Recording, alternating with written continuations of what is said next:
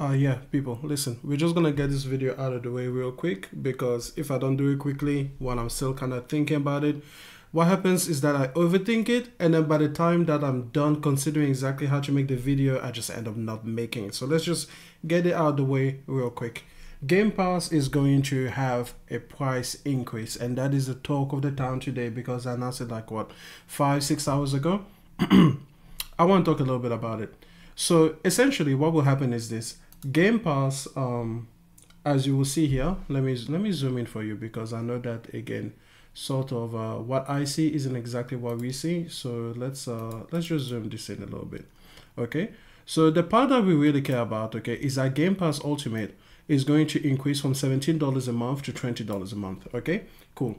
And then we are also going to say that Game Pass Core, which is basically Xbox Live Gold, that's what that used to be, will go from $60 a year to $75 a year. Okay, cool. As well as that, they're going to introduce a new tier called Xbox Game Pass Standard, and that name is important because that's really what we're going to focus on this video.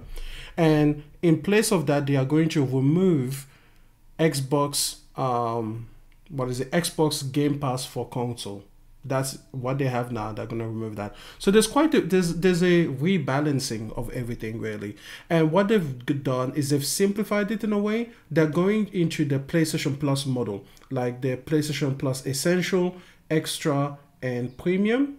That's essentially what they've done. So Essential being the one that gives you access to basically basic online.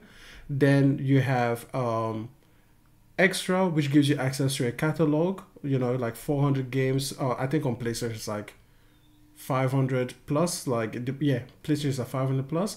And then finally Premium, which on PlayStation gives you like the classic games, but they are going to do different things on Xbox, but that's basically the equivalent. So I applaud them for that because it is a simplified plan compared to what they had before. But in order to understand today's news, it's very important that we understand word to word, like what did they have before. So this is what they had right now. Okay, so the change is going to come in September 12th.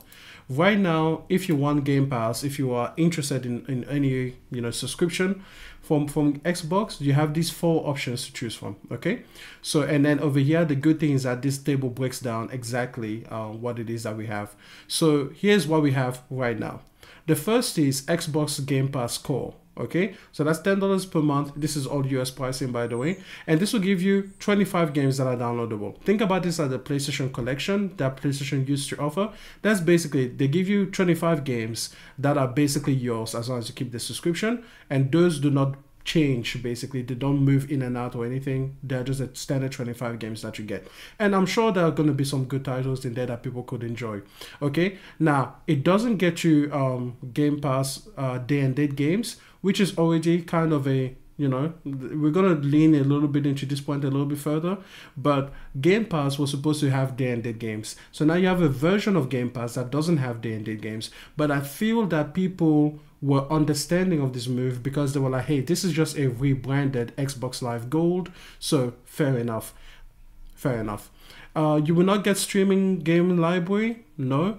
You will get online multiplayer, sure, okay. And then you will get no EA Play membership, fair enough. You will still get your store discounts, and then you will not get any free perks, no problem. So that was fairly easy to understand. Okay, and this will be staying, by the way. Now, Xbox Game Pass for PC, okay, or PC Game Pass is basically what we have here. Still $10 per month, okay. Now you're going to get more than 100 games for PC only. You will get access to day and date releases though. So this was always kind of an issue, isn't it? Because if you take a look at it, for $10 a month, the person that has bought the console, that has bought into your ecosystem, doesn't get access to your day and date releases. And yet the person on PC that didn't necessarily buy your hardware did get access to day and date releases for the same price as you were paying on console. So that was always a little bit weird, okay? You will not get to stream or play games, okay? But with online multiplayer, it's free, okay? So it was not necessary. So again, that was another thing that they didn't need to worry about, that you did have to worry about, but at least you got this included in the price, okay? Now for the EA Play membership, you didn't get any EA Play membership if you were part of Xbox Game Pass Core. You just got nothing. For Xbox Game Pass or PC Game Pass, you did get something. you got the PC only. Sure, that could be like 8 titles, but that would still be 8 more than what the people on the console were getting. You will still get a Microsoft Store discounts, okay, and you will get no other extra perks. So basically, PC Game Pass was a tremendously better value of return on investment for the person on PC versus the person on console. Then finally, we had Xbox Game Pass for console, which to its credit was only $1 more per month. Okay, so fair enough, right? So now you got access to the Game Pass catalog, more than 100 games. And when they say more than 100 games, that number is extremely low. I think we should really say more than like 300 games, or definitely more than 250 games, because it is a lot of games on Game Pass. Generally, it hovers between 300 and 400. Some titles come in, some titles move out, but you're definitely, sometimes you're spending most of the year above 400 games that you can actually count. So it was always way more than just 100. They should have updated this. Okay, now you did get your day-and-date games. So you had to spend $1 more than PC in order to finally get access to the day-and-date game, which was the core promise behind Game Pass. Okay, you still didn't get to stream your games. Online multiplayer though, you lost. And this was always the confusing thing. How did you lose online multiplayer when you got access to all of these games? So on Xbox Game Pass for console never really made a lot of sense. And this was because you lost this benefit that Game Pass Core gave you that the PC didn't need. So we'll pretty much, this should be saying yes, okay? Because sure, it's not part of this membership, but you have it kind of built into PC. So this is a yes, this is a yes, and now it's a no. So it was confusing because there will be some games as part of this library that required an online component, but you couldn't play them on just the base console. They should have always been included in this price. Basically, the $1 jump should have just been able to unlock the library, and that would have been it. But I guess they felt like, well, if you're gonna have these two things next to each other, like why? They're just too similar. So it is what it is. This time, you lose the EA Play membership. You don't get any selection. You don't even get like classic EA games. You still got the store discount and no. So over here, when it came to these three, PC Game Pass was way better. You paid less money than Game Pass for console, but you got way more benefits than Game Pass Go. So PC Game Pass was just amazing, right? In terms of value for money. But now, if you actually wanted all of the benefits, okay, if you wanted to match what PC Game Pass got on the console, you had to pay all the way to $17 per month. That's $7 per more month. Sorry, $7 per month more than you had to pay on PC Game Pass. And somehow this year will cost you, what was it, $84 extra per year. Now, again, that's a lot of change. And if you take a look at this over here, PC Game Pass is still the better value. Like, if you're on PC Game Pass is just kind of, untouchable. It really is. Like, it's a really great compromise between everything that you get. Over here, Xbox Game Pass Ultimate, sure, $17 per month. Gives you everything. Gives you the game catalog, great. Gives you the studio day and date release, great. Gives you the streaming gaming library. But here's the thing. Not a lot of people use cloud gaming. A lot of people will try cloud gaming to see what it's about, but not a lot of them will actually use cloud gaming. And also, let's not forget that Xbox, the console, has a native remote play functionality that is very close to what PlayStation does with PlayStation Remote Play. And that's part of your console. That's not part of this streaming game library thing. That's from the cloud. So you could have always done kind of what the PlayStation Portal does without needing to pay for Xbox Game Pass Ultimate. So there's also that. You finally get back your online multiplayer, right? Because they really messed up this whole Game Pass for console thing. I'm glad they're getting rid of that.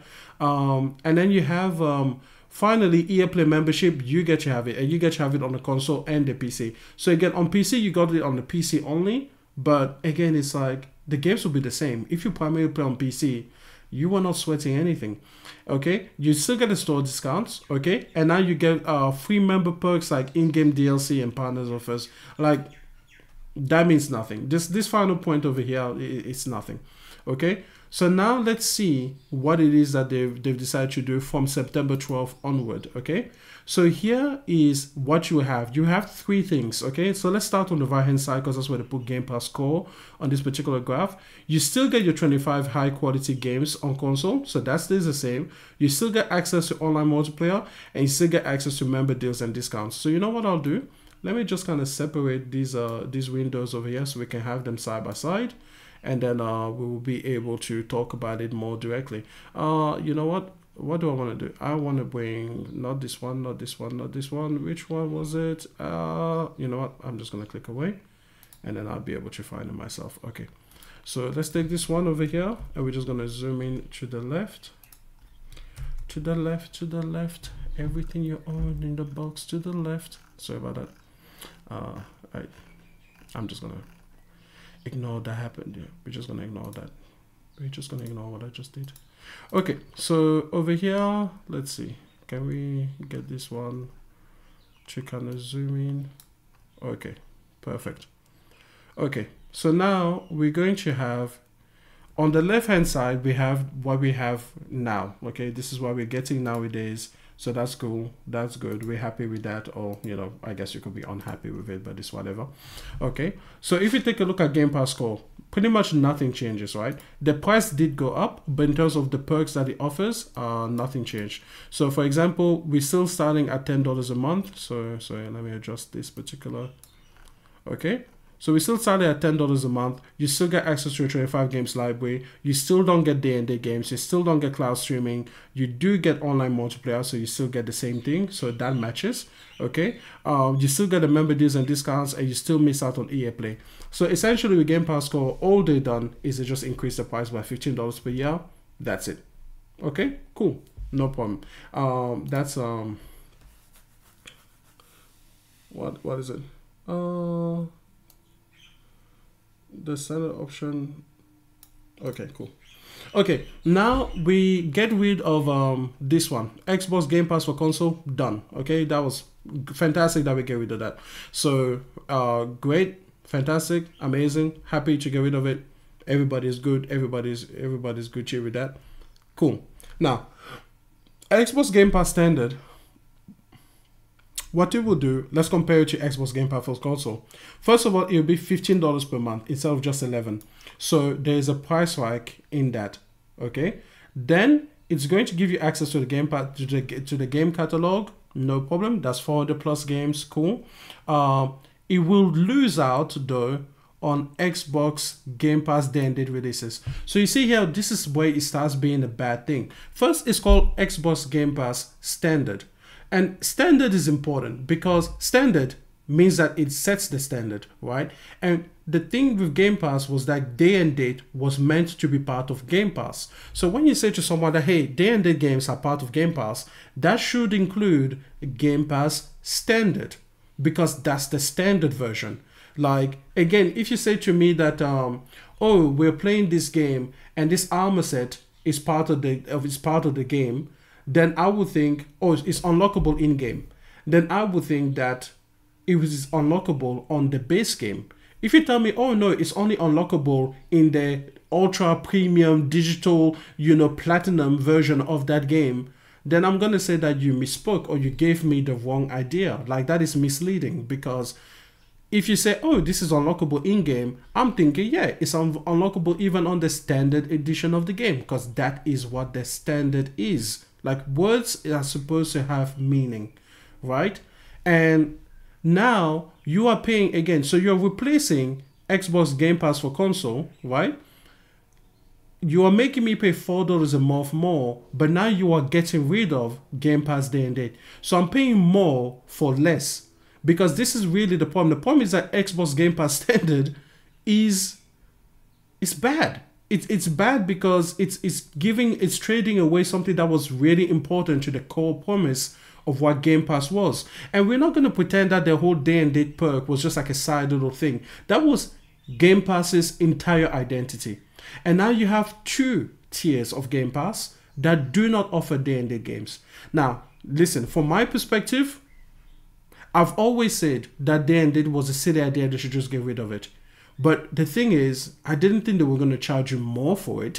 You know, like if anything, if they got rid of Game Pass day and date games, I would have expected them to drop the price. I would have expected Game Pass Standard to come in at something like $7 a month, so that yeah, you save $4 on Game Pass for console, but then at least you lose the day and date games, and it's like okay, cool. I actually save money, so on and so forth. But that's clearly not what's happening here. Okay. So now, if we go and we take a look now at the other things that Game Pass Standard will do. So we lose on the day and day games, which is very strange, but hey, it is what it is. We still don't get cloud gaming, but nobody cares about that.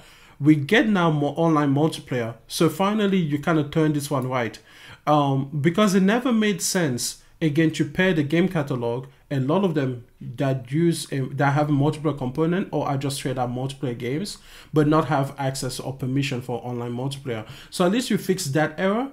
But like a lot of people have said, online multiplayer should be one of those things that's kind of free on console anyway. So it's a good thing that you fix that, but we're not going to give you too many points for that, because it's definitely not worth the trade with Game Pass Day and Date. It's not worth the trade. Not when you're paying more for it. If it had stayed at the same price, if it had stayed at $11 per month, maybe you could say, okay, we give one thing up for the other. Sure, okay. It's still not an equivalent exchange, but it doesn't bite as hard as knowing that, again, it's just one of those moments where you're like, wait a second, what are you talking about? I'm paying more for this. How am I getting less? So EA Play membership, you still don't get. You don't get this either. Okay? And then over here, Microsoft Store points. I'm sure you'll get the member deals. Yeah, there we go. Member deals and discounts. So that's yes. And, you know, so Game Pass Standard is an issue. And then finally, if you want everything, you can still get Xbox Game Pass Ultimate. Okay? And this Xbox Game Pass Ultimate will do exactly everything. sorry, sneeze. Will do exactly everything that it did before, and that is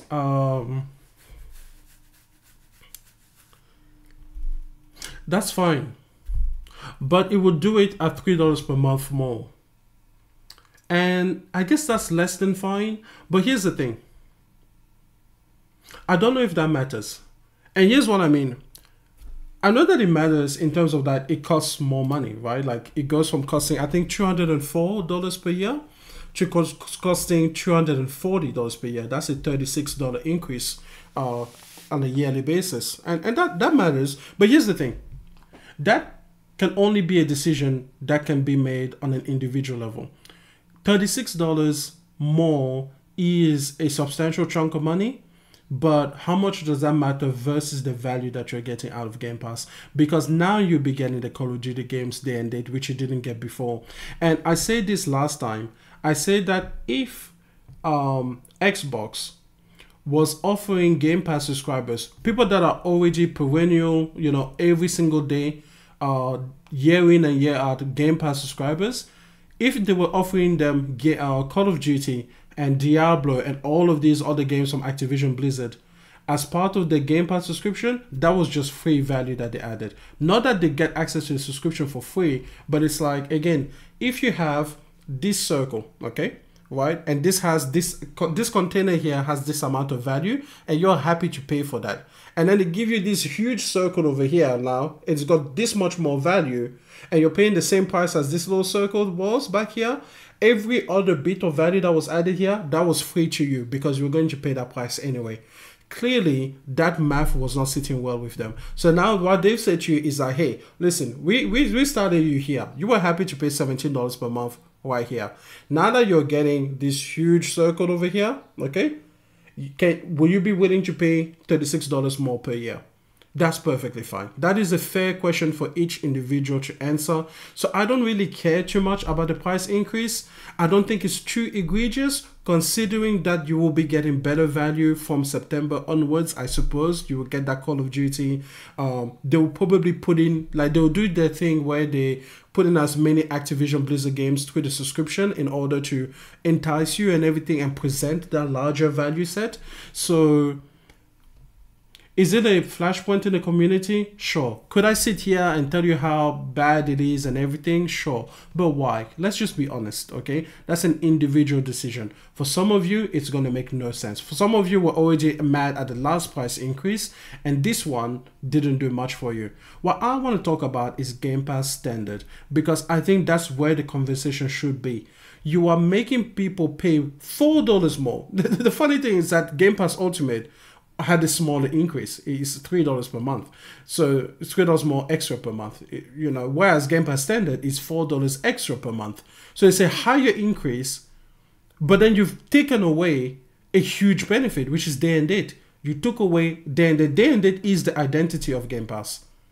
That's literally it. It's what makes Game Pass substantially different from PlayStation Plus. It's what makes Game Pass substantially different from Nintendo's offerings. It's what makes Game Pass the Netflix of gaming. Game Pass isn't the Netflix of gaming without D&D games. Like, do you guys realize how fundamental that is? And now you've taken it away from what you call the standard subscription. So again, this is I can't think of a better analogy than saying that, oh, you know, oh, listen, yeah, if you say to someone, yeah, those wheels come with the car. And you're like, wow, cool, I love those wheels. I want to get those wheels. And then you go to the showroom, and then when it's time to finally start getting down to the contracts, you know, the nuts and bolts of the finances, they tell you that those wheels are $5,000 extra as an option. You will say, wait, hold on. The whole time you've been telling me that it comes with the car. So I assume they just came part of the base model. Or, you know, the base version of whatever tier of car I've decided to get from you, not as an optional extra. And now that's what you've made Game Pass Day and Date, is you made it the optional extra. But I feel like wheels on the car is not a strong enough analogy, and I just can't think of a strong enough analogy right now, right off the bat, because again, this is the identity of Game Pass. This is Game Pass's raison d'etre. It's very... It is core to what the Game Pass promise is. And it's a promise that was repeated at the last showcase that I gave a 10 out of 10 to. And now I feel like deducting points away from that, because when you say all of these games are coming to Game Pass day one, remember how many times they put that forward in the showcase? All of these games are coming to Game Pass day one, Game Pass day one, Game Pass day and date. This was something that they repeated over and over and over again. And now they do this, where it's only coming to the highest tier of Game Pass and not the standard version. I feel like they shot themselves in the foot by calling it the standard version, because for me, the standard sets the standard. The standard is standard, you know? So, yeah, I have an issue with that. And I think a lot more people should have an issue with that, way more than the price point. That is a further breach of trust than simply increasing the price. Because again, increasing the price is simply a financial consideration for whomever is making that consideration on their own. For some people, that increase is going to sting a little, but it's not going to change the behavior. For some people, that is a complete affront to what it is that it stands for. For some people, it makes it unaffordable. For some people, it will turn them from a regular subscriber into a person that only subscribes once in a while, plays whatever game that there is that they want to play, and then dips, you know, turns them into a churner. It's going to affect different people differently. And since I'm not a part of Xbox Game Pass, at least for console, because I did use PC Game Pass, and if I were to partake in more Xbox games, I will go through PC Game Pass. So none of this kind of affects me, if that makes sense. The last thing that I want to check is the... I'll show you the last thing I want to check. Okay, so here is the last thing that I want to check here. This is Game Pass Core, Ultimate, and PC Game Pass price changes all over the world. So this here comes from Microsoft directly. This is what they uploaded to show us that. I don't like this spreadsheet. I don't. I think it looks super unprofessional. I feel like if I had students in high school and they sent me this spreadsheet and they were like in, you know, anything but like the earliest years, you know, of high school, you know, I would fail them for putting together something that just looks so unprofessional and basic. You know, it's even harder to read because it just won't give you lines. So now you have to do this weird thing where you try to like highlight a single line in order to actually make it obvious. But let's take a look at it, okay?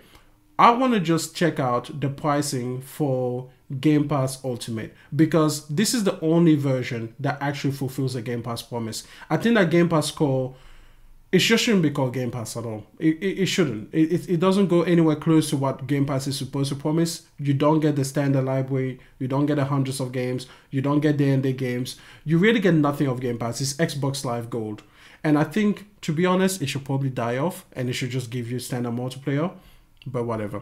So let's take a look only at the prices. And we're going to start in Australia simply because, you know, I live here. So this will be what I would consider if I ever had an Xbox console. So over here we go from, basically it's a $4 increase in Australia, which, you know, it's not the worst thing compared to the US version. But $23 basically is what it comes down to. Which again, it's not the worst version considering that a lot of people say have to pay taxes in the US. But in the United States, okay, we see there that you go from $16.99 to $19.99. So you get to that $20, okay? Now with PC Game Pass, let's take a look again. So now we'll go from $11, okay, in Australia to $14, okay? Now, again, this here is what affects me, right? Because again, this will be the version that I will care about. And is it worth it as an ongoing subscription? For me, no. Because I don't even enjoy playing on PC. So, no. But once in a while, let's say that they come out with, I don't know, which game I don't know which game I'll be, oh, Fable. Fable looks interesting. Let's say they come out with a Fable, sure, I subscribe for $14 and play that game and then be done with it after a month. You know, so I feel like, yeah, it's not bad because Fable should be a $70 game. It should have the value and the quality of a $70 game. So that means that in Australia, it should be about $100. So if I subscribe for the month and I pay Fable for $14 on PC Game Pass, I'm coming out ahead. I just have to play that one game. Now, I did something similar for Hellblade 2. Except with Hellblade 2, it was my first time signing up to PC Game Pass. So I only had to pay like the equivalent of $1. That was it. So was it worth it for Hellblade 2? No. Hellblade 2 is not worth $14 even once. Definitely not. But for Fable, if I wait until there's Fable, Perfect Dark, you know, maybe I stack up 2 or 3 games that I'm interested in, single player, so I can, you know, kind of run through them and everything. For $14, for me personally, it's fine. Again, because I am not planning to subscribe on an ongoing basis. So I feel like the price change is fair. I feel like it's fair, okay? I know that none of us want to pay more pricing, but I'm also not going to pretend that I'm like offended by the pricing. It is what it is. Now, in the United States, we see here that it's only going to be a $2 price increase. So again, PC Game Pass is just so much of a better value. Like, it's crazy how much of a better value PC Game Pass is, okay? So, yeah, that's the last thing I wanted to talk about and touch on. So, yeah, listen, at the end of the day, if you're a fan of Xbox, this Game Pass day-and-day thing is a core betrayal of the promises that you were made. That's basically it. I don't know how exactly the community hasn't latched onto that point yet, because it is one thing to charge more for the service that you're providing.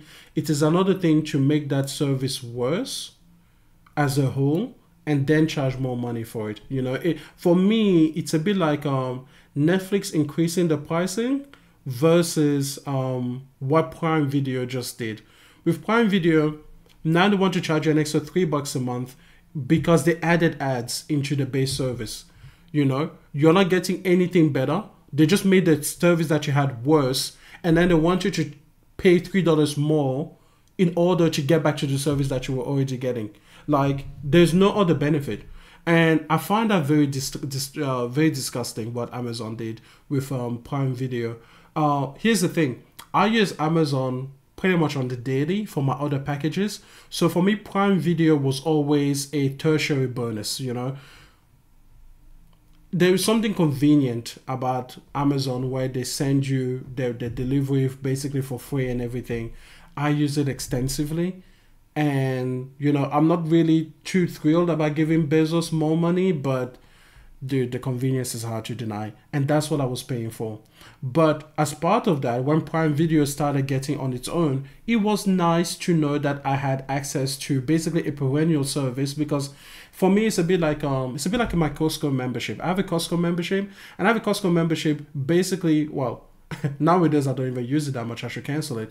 But back when I was living closer to a Costco, I had it for the fuel savings, because the difference in pricing between Costco fuel and other fuel stations, it was staggering, like ridiculously staggering. Like sometimes there will be times where if I filled up my car twice in a week, the difference in pricing will justify the membership just in that 1 week alone. Like it was ridiculous.